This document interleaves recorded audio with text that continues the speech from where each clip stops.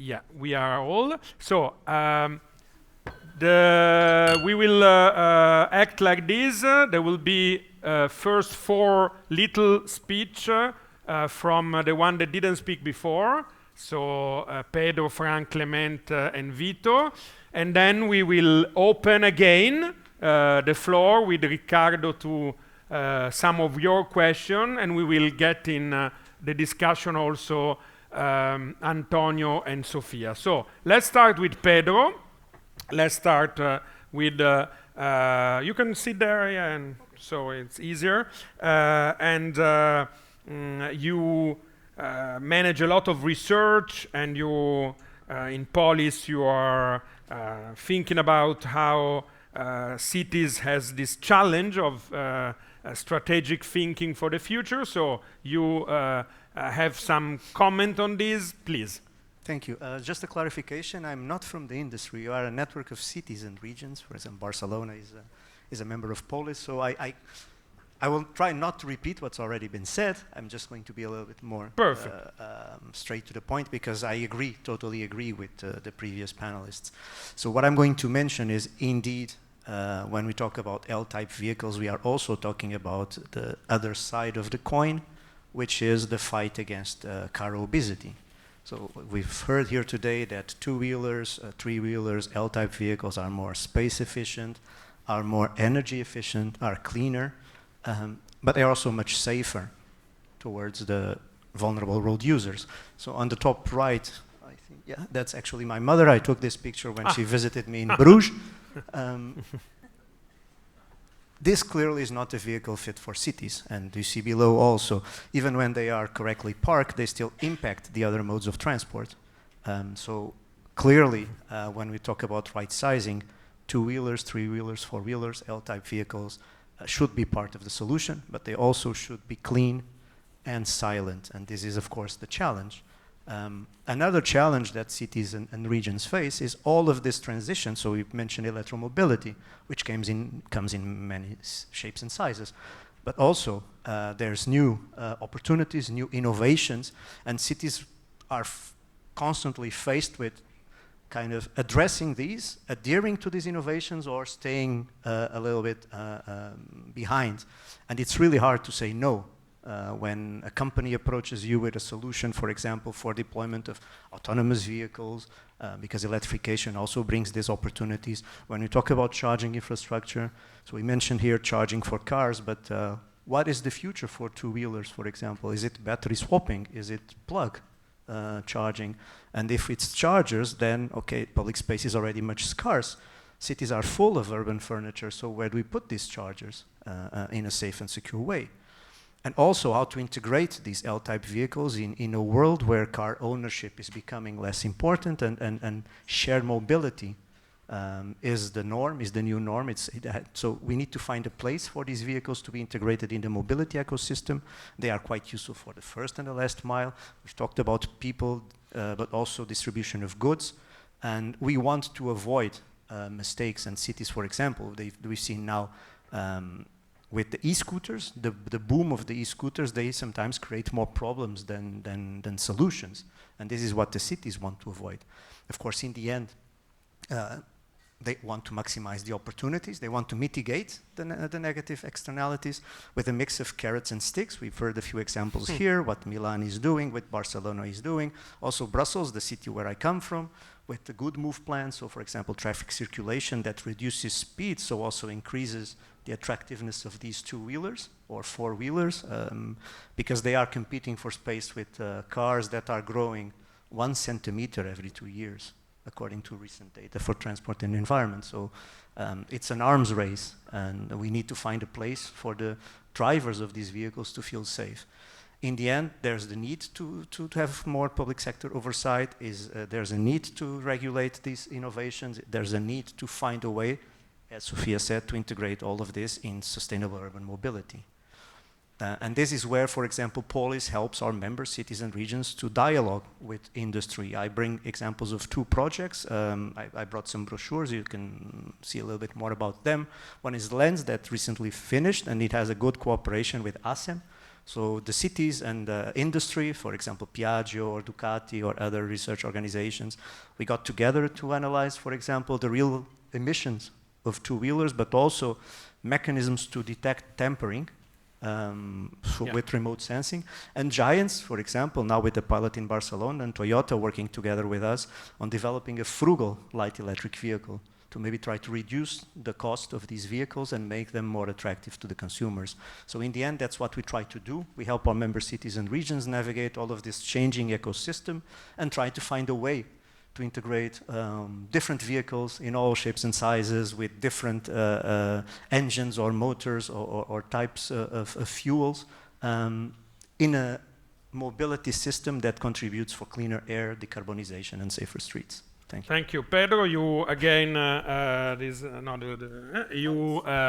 clearly underline again how it's important to include all the minimum of transportation and L category in a bigger figure. And now we will go to Frank Hansen, and he has a very nice slide because he's as an industry actor working a lot with cities, trying to understand the future mobility, which is one of our topic, and he is really trying to put in the ground all the principles we heard, like taking in account all the transport mode, putting people at the center of a city vision. So let's describe as the vision for Rotterdam that you were involved in.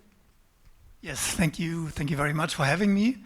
Why do we come up with those kind of pictures that the longer you look at it, the more you will discover and explore. So I can talk about this picture for hours. So I just have a few minutes.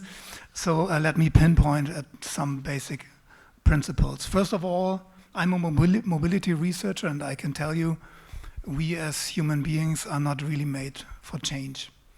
So if we want to transform urban areas and take the population with us, we have to make the change attractive to them, appealing to them. And this is why we develop those kind of collages of urban areas, how they can look like, not just focusing on mobility, but how do we want to live? And then talk about mobility that has to adopt somehow. And especially mobility behavior is very much based on habits and routines. If you ask yourselves, when was the last moment in your life when you really changed your mobility patterns? So it just happens when you enter a new phase in life, you get married, you get divorced, you get children, you move to another place. But in between, mobility behavior doesn't change very much. So you have to set impulses for change. You have to create visions. And by the way, you don't need any kind of innovation to get there. You just have to consider 3 pillars of transformation. And what we bring into the game is a deep understanding of mobility behavior. So behavior, demand for mobility is one pillar. Supply for mobility is the second one. And the rules of the game, or the framework condition for mobility, what is possible in a specific place and what are the rules for it. And this is why we are cooperating with cities. So cities, urban planners, transportation planners are responsible for the rules of the game. We can bring in a deep insight into mobility behavior and needs of the people. And of course, we have some things to offer when it comes to mobility supply, as small electric vehicles like the BMW CE04, a small electric scooter, or electric cars or whatever. And if you all bring this together into an integrated system, transformation can happen. But just looking on supply or demand or regulation doesn't help. You have to create a holistic perspective on it. And we have a very long-lasting cooperation with the city of Rotterdam. We implemented a memorandum of understanding back in 2018. And in some areas, we are quite close to this picture. This is our common vision. And if you look at it, you see not so much vehicles, especially cars, as there used to be in those kind of areas. And all we have to bring into the game in terms of mobility research is in there. And what we can strongly recommend is to look at specific target groups. Just don't look at the overall mode share, but look at target groups. And what we found out is we developed an indicator that is capable of measuring an individual dependency of towards a private vehicle. And what we found out that 1/3 of urban car owners are completely independent towards a private vehicle, but they still own one. They don't use it. They don't like to drive. It's typical one of those vehicles that you mentioned with very bad emission standards, and it's basically parked all the time. When it's moving, it's causing bad emissions, but it's blocking public space. And if you get rid of those cars, imagine a city like Milan with 1/3 less cars.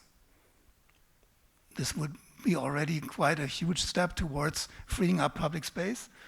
But how to get there? And if you look at the picture, you see a large variety of mobility options.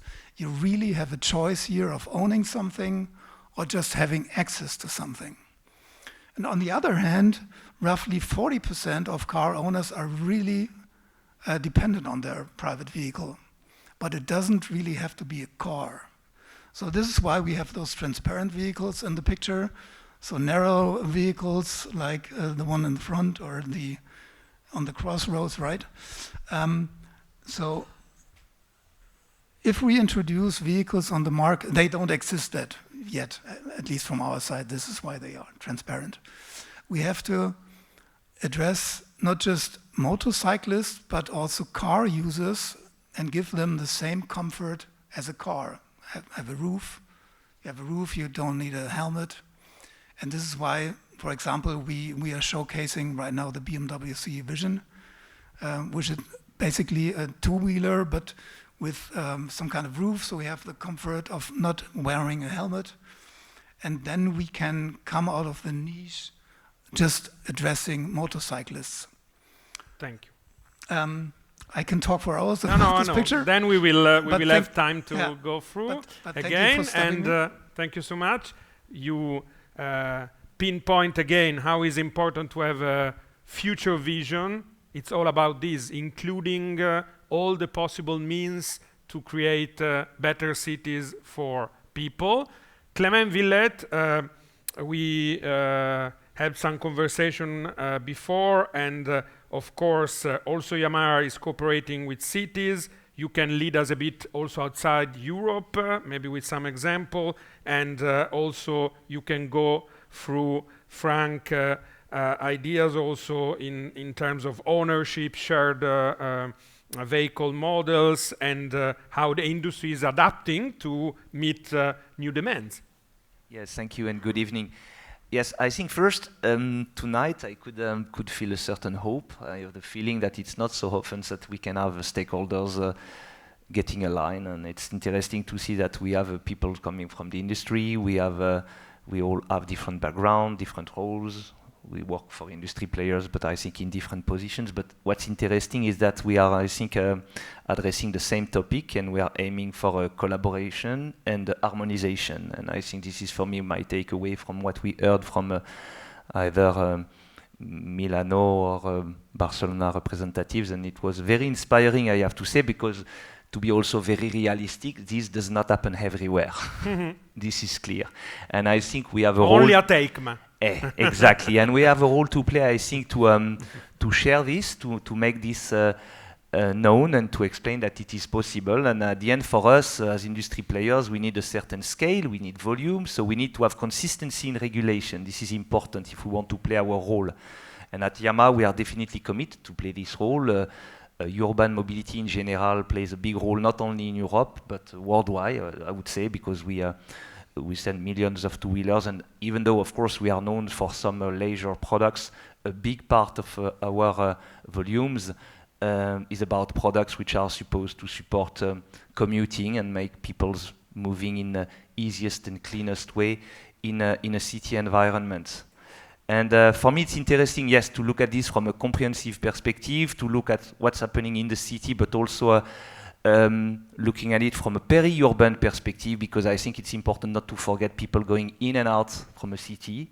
And there was a tendency in some cities in Europe to lock the doors, to make the access complicated, and I think it goes completely against about creating, let's say, an harmonized society. We cannot put people against each other, so we need also to consider not only what happens in the city, but also how to go in, to go out, what are the correct way of moving. And then this touches many things. Again, to have a better living environment in the city, it's about noise, of course.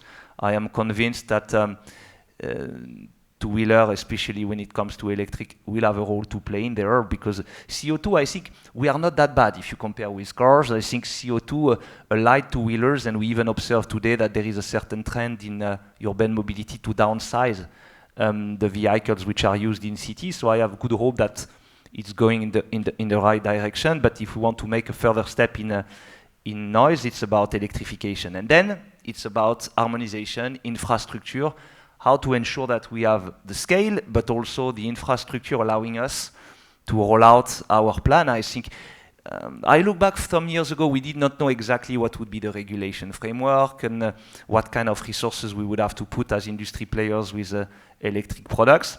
Now it's getting clear, we are getting ready, but now I can tell you we're just looking forward to rolling this out with a certain scale. But again, to make it happening, we need to make it in a consistent and harmonized manner. I spent some time last summer for business and private in Vietnam, for instance. And in Vietnam, it's very interesting. I think they're going to ban a combustion engine in 26 or 27. And they completely missed the picture. What I mean is that they are trying to stimulate and encourage the customers to shift their product. And of course, it's a lot of, it's very much CO2 related. But then they did not realize that at the end the electric grid was not ready for it. Because when you start banning two-wheelers in Hanoi, which is 5 million units motorcycle, and you need to get prepared at the grid, and then suddenly, just as an example, I tell you, there were landlords who were banning electric two-wheelers in their property, so people say, I don't buy it because I am not even allowed. So you were more banned with an electric than with a CO2, or let's say with a combustion engine. So this is very interesting, and this shows, on one hand, some good practices, but also practices that also shows us the let's say, not the risk, but the pitfall. And last thing, also something, trying to open up the topic, and also which gives me hope. And if there is one country in the world which is probably the most car-focused country, it's the United States. And I can tell you, we are also, and this connects with four-wheelers, because we are not only a two-wheeler players, we have also light electric mobility. You know, we sell live golf carts. But it's interesting to see that even though 10, 15 years ago, these products were only on the golf courses, now there is a usage which is shifting. And I read myself, I was talking with some colleagues in the United States that I think in a community in Georgia, I think, which is made of 10,000 households, and there is a growing trend of using this kind of light mobility product to commute, to go to school, to the grocery store. And now I think, I think they have hundreds of miles of just specific lanes and infrastructure. And just to conclude on these, I think if United States is ready to scale down and to go to different type of transportation, then all are ready. It really gives hope. So yes, so bringing back the topic to Europe again, harmonization, coordination, and if we continue working like we are doing today, I remain optimistic. Thank you. Thank you, Clément. Keywords are really the same. Even in the last year, we are on this track of good policy together. And on this regard, Vito Parisi, which is traveling all around Italy to understand with his topic of sustainable mobility, how all the different cities are dealing. I was wondering, in particular with the help of powered light mobility, how you see Italian cities can balance all those topics that we heard, safety, emission, congestion, space. What's your opinion on this? So I'm so happy to be here, and in Italy we are living a deep transformation of urban mobility. Our city must face several challenges together: safety, reduction of emission, traffic congestion, and limited public space. None of these problems can be solved alone. We need a systematic approach based on data, planning, and cultural change. Powered light mobility, such as bikes, scooters, and micro vehicles, is a real opportunity for Italian cities. And because their urban shape. This vehicle can support public and shared transport, helping to build a complete and flexible system. They offer a real alternative to private cars, not only for the first and last mile, reducing traffic and emission and improving accessibility, especially in a small, medium-sized towns. Whatever the challenge is to integrate them safely and coherently into existing mobility system. We need three things. First, dedicated infrastructure, protected bike lines, continuous roads, safe crossing, and regulating parking areas to avoid conflict with people on foot and cars. Second, clear and fair rules that follow innovation while ensuring safety. In Italy, the highway code, was recently updated with the obligation of helmets, plates, and insurance for scooters. Third, urban design and local control, because the street must again become shared space, not several only for cars. On this point, speed management is still a problem we must improve. From ANCI point of view, municipalities must have the flexibility to adapt the rule to their own context. A large city like Milan has a very different needs from a tourist or coastal town like Cinosa, my city. The final goal is a safer, cleaner, and more accessible city where powered light mobility become part of multimodal transport system, not in conflict with it. Thank you. And of course, you will work a lot with also ANCMA in helping all the cities to deal with these new sustainable urban mobility plans. And that's the beauty of this moment together to share common objective. Riccardo, I think that we can open a bit if you have questions or your comments, so that also Antonio and Sofia could add something. And of course, you have all your speakers here to ask interesting questions in the following 15 minutes. Is there any question from the audience?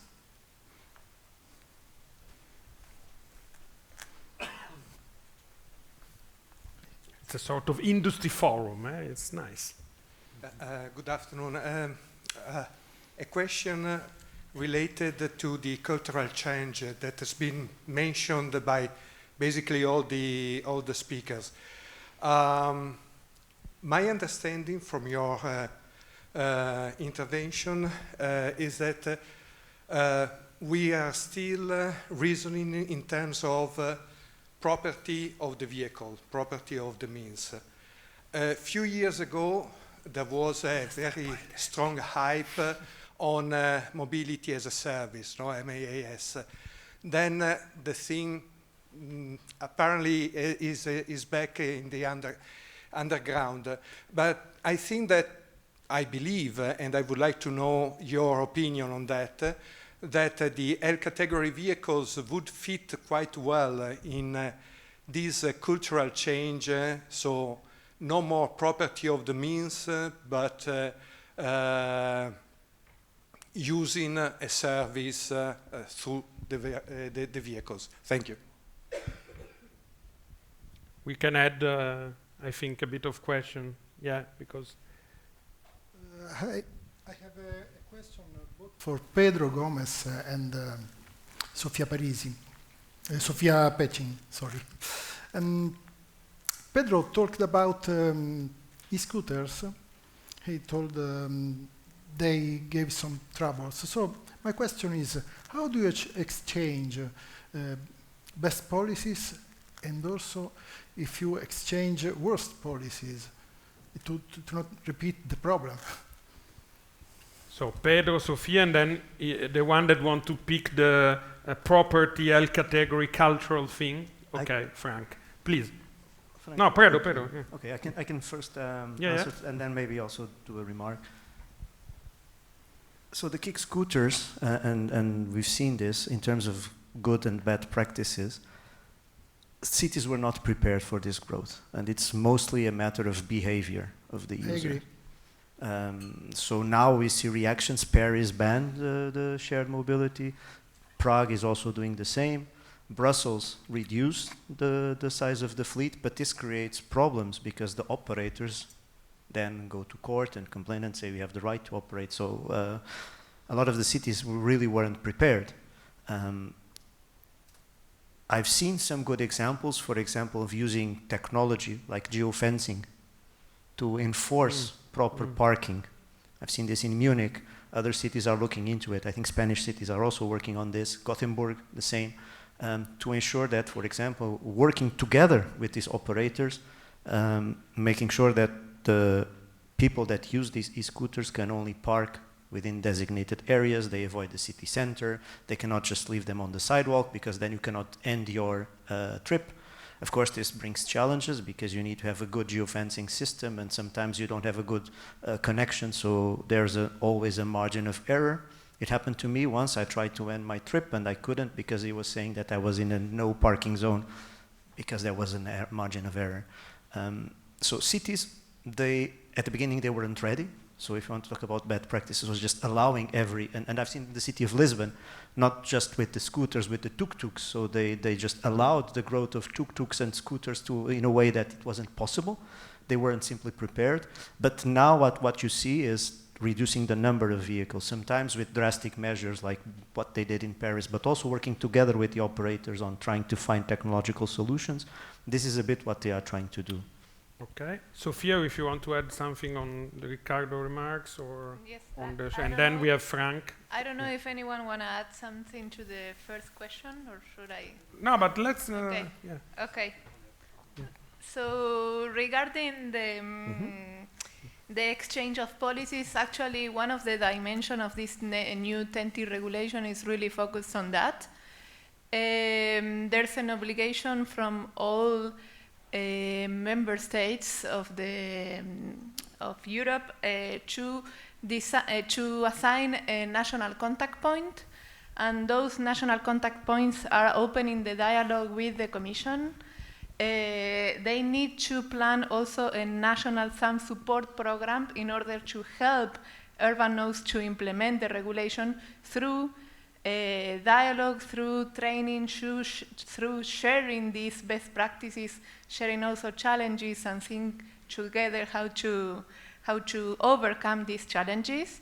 And this, the idea is to also keep on the vertical scheme and going from these national contact points through the national SUMP programs are organizing these events for training urban nodes, so for helping city administrations and also planners that are in charge of developing these SUMPs to exchange. They regularly meet in each of the countries and they talk about this experience and share both challenges and best practices to... Thank you. As you see, we are evolving in time. So Frank, about the shared mobility. If you look at the overall scene for shared mobility or on-demand mobility, it's still growing. But if you look at specific cities and areas, like, let me compare it to Barcelona. Barcelona wanted to foster the taking off of motorcycling and commuting with motorcycles. What did they do? They implemented dedicated parking spaces, for example. Same with car sharing or sharing mobility overall. For example, Munich has a dedicated car sharing strategy. And we, together with the city of Munich, because it's our home turf, we had a research project, I think 10 years ago or something. It was called City to Share. And the hypothesis was we have to bring car sharing in front of the door of the people, solving the chicken and egg problem of availability and the usage rate of car sharing. Because I think it's the same story in Milan. The most neighborhoods are completely parked with private vehicles. Of course. So car sharing is not available. And what is now happening, they are rolling out more than 200 small micro-mobility hubs with 4 or 5 dedicated parking spaces for on-demand mobility. Not just car sharing, but also e-scooter sharing. Everything you can imagine to bring those options directly in front of the door of the people where they live, bringing it away from intermodal hubs like metro stations or main stations or whatever in front of the door. So you really have an option and you see it, and see it's available. You can get the car and you can park the car again if you return it. And this is why framework conditions are so important. And cities that do this have a very, very high increasing of car sharing usage and fleets. So Riccardo, last round, maybe involving, or if someone or you, with Antonio, Vito, and Clément, please. Any more questions? So I think today was an interesting occasion to debate. We have to keep open this debate. And we talk also about the motorcyclists and their habits, their behavior. And I would like to ask to Clément Villet. Yamaha invested a lot of money in 3-wheel scooters. You have a line of 3-wheel scooters. Is there a difference between the buyer of a 2-wheel scooter and the 3-wheel scooter? Is there a difference also in their behavior? And why they are so successfully in some cities like Paris is full of 3-wheel scooter? Yes, so no, thank you for asking. It's true that we've been committed to make a 3-wheeler as one of the solutions also to commute in urban environment. And to answer your question, I would say there are 2 main categories. There is probably a group of users who are probably a bit more risk adverse, and this is where we find also a very wide, let's say, many different categories of users, from youngsters to older, also probably a higher rate of a woman rider, for instance, especially when it comes to A1 or 11 kilowatt version of 3-wheeler. So this was, again, a solution to offer more safety and to allow people to commute. And at the end, to convince the one who would still see a 2-wheeler as a bit of a big step for them to shift from cars or public transportation and to make the journey shorter for them. And the second category, and you've probably noticed with my accent that I am French myself, and even though I'm now 10 years in the Netherlands, I know Paris very well. And what you described was true, but we are also, and I look to Piaggio, the presence of a 3-wheeler in Paris has significantly decreased, and I think it's exactly one example where I think there were misalignments about the regulator, about what industry players could do to play their role, and also what the population, citizens want to do. For sure, the big boom of the 3-wheeler was also driven by this specific category where 3-wheelers were allowed to be used with a car license, with a bit more power. But this was interesting because these customers were not looking for power. They were just actually living longer distance from the city center. And when you commute highway with just A1 license 11 kilowatt, it might be a bit too short or too light to go on the highway. And these population of users were, for a big part of them, living in the suburbs, and they had to go inside the city. So they were looking for, okay, what's the right way to put my car aside and to enter in the city in the morning and to go back home in the evening. And this worked, and this was something which, as you said, Paris was a bit specific because of the regulation and many things, which stopped because there was, you probably heard about the recent ban on the combustion engine scooters and motorcycle parking. And this is exactly what I think we should also learn from this, is that it came so suddenly that it was perceived as a punishment from the users. So the customers at the end they are clever, they know what they want. They are very much aware of what Antonio is saying about time saving, about consciousness, about how much money you spend to commute, what's the right product to go in and out in the city, but also from in to out, from out to in. And this is what probably also make these categories successful for a while. So now it's a bit less because Paris was a big part of it. It's going down a bit because, again, the ban of... but it doesn't mean that we would not come back with an electric solution applied to these specific three-wheelers. So this can also open new opportunities in the future. Thank you. The alignment is always very important. Ricardo, maybe last round for, if you have a question for Antonio. And then I have a question for Vito. Yes, Antonio, we talked about the motorcyclist behavior, so noise, behavior, pollution. What are you acting about these problems?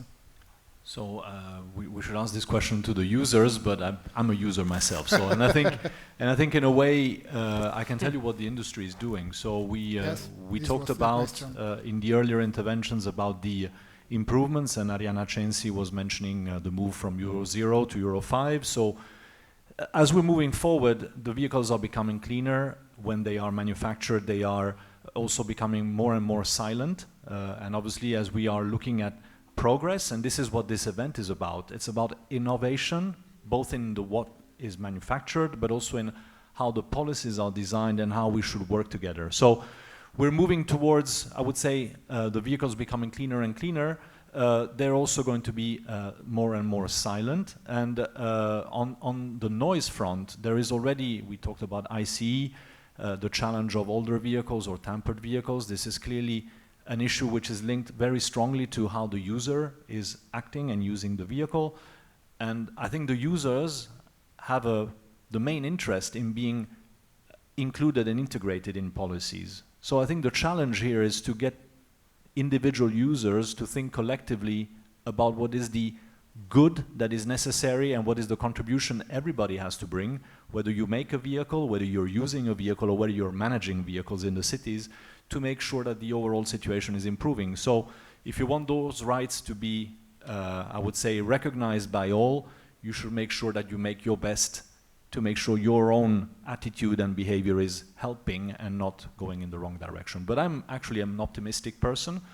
And I think if people see that there is more and more need for smaller vehicles, I know we're running late, but we have looked at L category vehicles and the diversity of the vehicles that are on offer. I think if you are objectively looking at what is happening today, they are hugely underused. Mm-hmm. Hugely underused in terms of the opportunities they provide if you look ahead. And I think the biggest challenge is indeed that, is to make sure that we are able as a community, making the vehicles or using the vehicles or managing the vehicles, to look beyond cliches which are linked mostly to the past, and we are able to project ourselves into what we are expecting in the next 10, 15 years. So smaller vehicles, different kinds of ownership schemes. If I look at mobility as a service, it doesn't necessarily need to be with L category vehicles. Perhaps those vehicles could be the standard vehicle that is owned in a city. And when you need a bigger vehicle, you go for mobility as a service. I'm just raising the question. So it is also about shifting what we consider being fundamental and what is occasional use. Many topics which we don't have the time for today, But I think lots of things that give us hope. If I look at future deadlines, 2027, what we want to do as an industry is to make sure we can develop a chapter for SUMPs, which is the L category chapter. We're working on that, bringing together all the members in ACEM, whether they are manufacturing vehicles or whether they are associations, to make sure we can list all the good reasons why you cannot afford, I'll use this word, to miss out on this L category opportunity, because it would be a huge mistake for everybody. That's all I wanted to say. Yeah, Thank and you.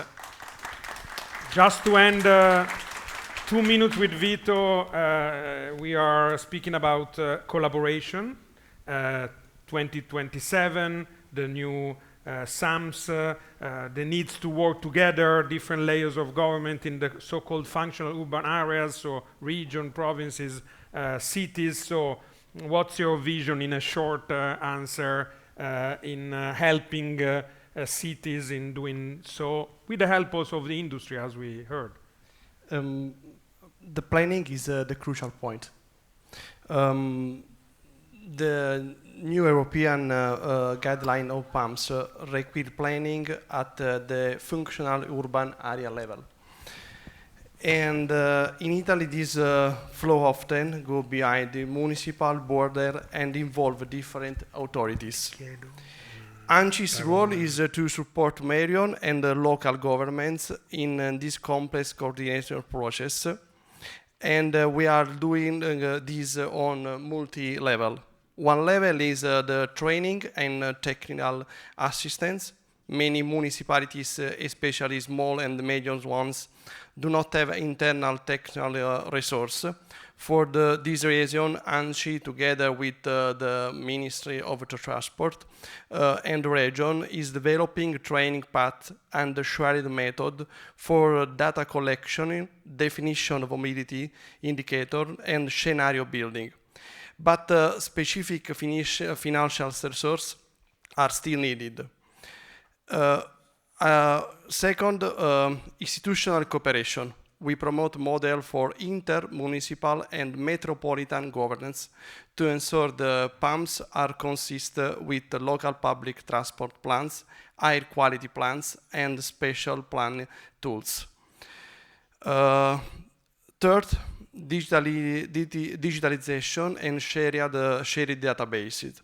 We are working with the Ministry of the Infrastructure to consolidate the national database on transport, supply and create, together with the municipality and stakeholder, a national platform on mobility demand, integrating the data on traffic flow and emission.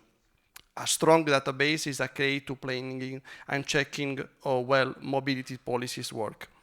Finally, we want pumps to become true urban policies, connecting mobility with the urban planning, land use, public health, and climate goals. Thank you.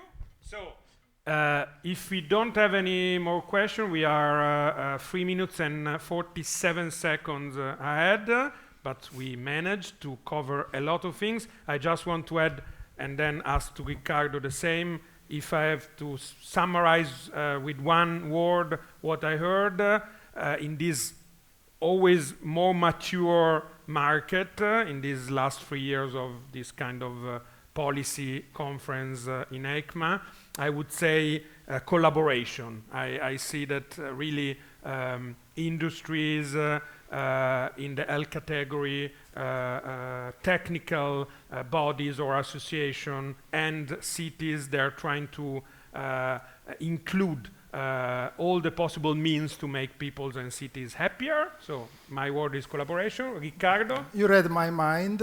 Sorry.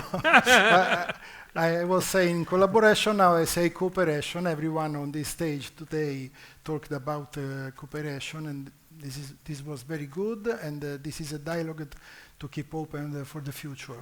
Thank you. So thank you all. Thank you EICMA, ANCMA, ACEM, the Ministry of Foreign Affairs, each, and enjoy your next days at this fantastic show. Ciao.